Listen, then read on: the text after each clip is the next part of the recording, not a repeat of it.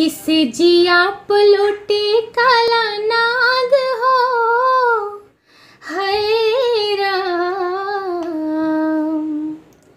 से जिया पलोटे काला नाग हो, कचौड़ी गली सोन कैल बल मुँह। से जिया पलोटे काला नाग हो, कचौड़ी गली सोन कैल बल मुँह। सोन कैल बल मुँह, सोन कैल बल मुँह, सोन कैल बल मुँह, सोन कैल बल मुँह।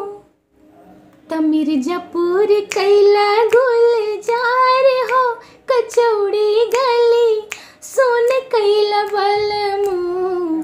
मिर्जापुर कैला गुलजार हो, कचौड़ी गली सोन कैल बल मुँह। एही मिर्जापुर वासे चलली जहाजिया, एही मिर्जापुर वासे चलली जहाजिया, चलली जहाजिया हो, चलली जहाजिया।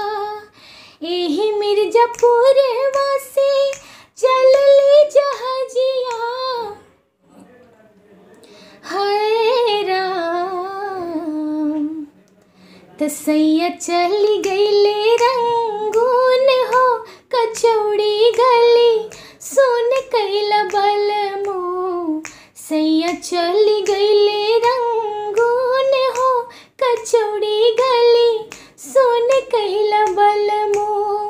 सोन कैल बल मुँह, सोन कैल बल मुँह, सोन कैल बल मुँह, सोन कैल बल मुँह।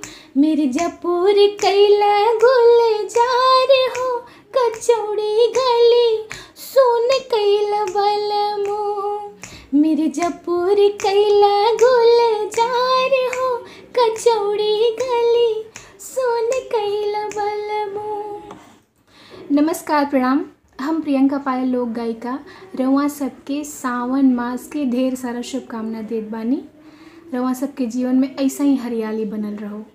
हैप्पी सावन।